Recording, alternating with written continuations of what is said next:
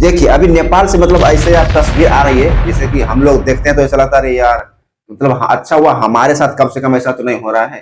बेचारे वो लोग के साथ जो हुआ होगा जिनके परिवार उजड़ गए उनके ऊपर क्या बीतती होगी। मतलब जहां तहां फ्लड में लोग बह रहे हैं।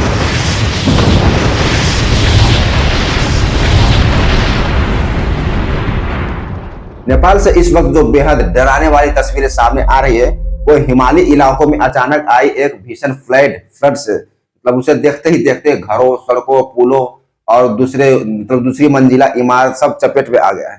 सबसे चिंता की बात तो यहाँ यह है कि आपदा में बड़ी संख्या में लोग मतलब मारे जा चुके हैं। करीब 1500 से ज्यादा लोगों की मौत हो चुकी है और 3000 लोग से ज्यादा लापता हो गए, वो मिले ही नहीं। कई लापता लोगों में से विदेशी नागरिक भी हैं, उसमें कहा जा रहा है कि 155 भारतीय भी हैं। लेकिन सवाल यहाँ पर यह उठता है कि आखिर नेपाल में इतनी भयानक बाढ़ आई कैसे?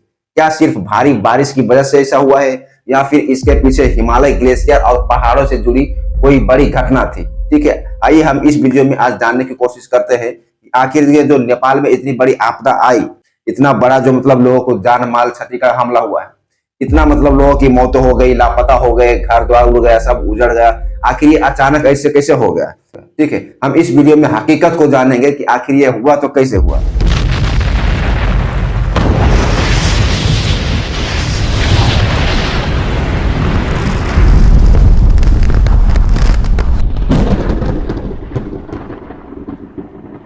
देखिए कुछ लोग कह रहे हैं कि यार भारी बारिश हो रहा है, इसकी वजह से पानी ऊपर से सब आ रहा नीचे, तो धारा बन के बह रहा, उसकी वजह से ऐसा हो सकता है।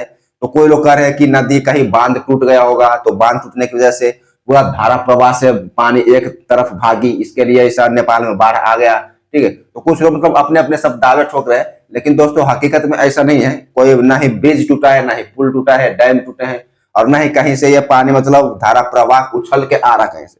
ठीक है, इसमें जो मेन मतलब जो पॉइंट है, जो नेपाल में भी डिजास्टर हो रहा है, तो ऐसा नहीं है, बात कुछ और है, कहानी पीछे की कुछ और है, हम आपको इस वीडियो में आगे बताते हैं।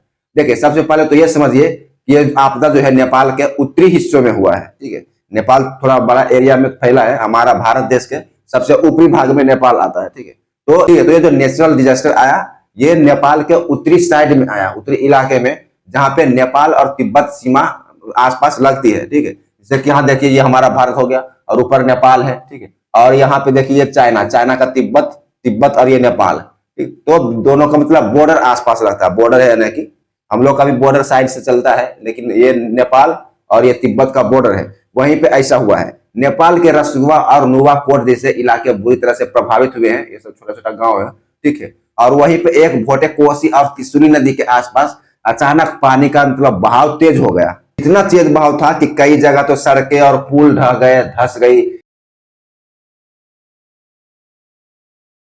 कई इलाकों में तो बिजली मतलब खत्म, टूट गया, खंभा उखड़ उखड़ के फेंका रहा है, गाड़ी मोटर था, बड़ा व्हीकल बस, वो सब मतलब बह बह के जा रहा पानी में। जैसे देखिए, ये देखिए एक बहुत बड़ा सा गोला आ रहा है कहां, जैसे कि यहाँ देखिए कैसे एक ब्रिज है और ये ब्रिज को ही तोड़ दिया, इतना मतलब जोर से पानी ऊपर से आया। और कितने लोग तो आदमी लोग थे जो नेपाली लोग, वो लोग को ऐसा ही बहा कर लेकर चला गया, और कहाँ लेके गया पता ही नहीं चला है। आज तक मतलब कहा जा रहा है कि कम से कम 500-600 आदमी मिले ही नहीं है, या आखिर वो गया तो कहाँ गया। और कुछ लोग जो मिल रहे हैं तो बांस के डंडे से लपटे हुए हैं, या तो कहीं पे घुसा हुआ है, या तो किसी का पैर मिल रहा है, किसी का हाथ मिल रहा है। मतलब यार मतलब बहुत ही भयानक मतलब स्थिति हो गई है नेपाल में इस बाढ़ के आ जाने से। तो ऐसे ऐसे हालत हो गए वहां।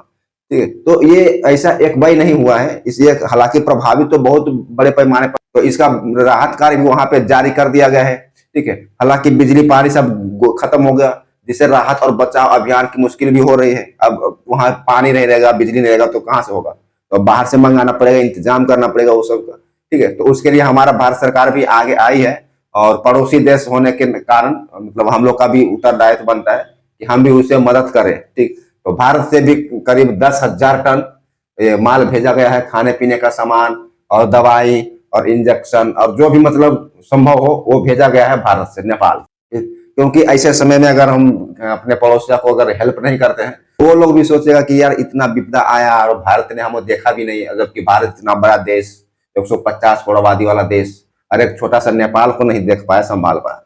ठीक हो, तो जिस दिन से ये आपदा आई मतलब वहां मतलब लोगों के मतलब जान माल हानि की क्षति की खबर मिली भारत को, तब से ही भारत वहां पर लगातार अपना फोर्स भी भेज रहा है, यहाँ तक वहां जवान भी चला गया है और वहां पर जाकर खुद एनडीआरएफ की टीम जाकर वहां रेस्क्यू कर रही है, प्लस खाने पीने की चीजें वहां लेके जा रहा है, हेलीकॉप्टर से फंसाया जा रहा है, ट्रक से जा रहा भर भर के, यानी कि 10 टन प्लस माल वहां पर जा चुका है।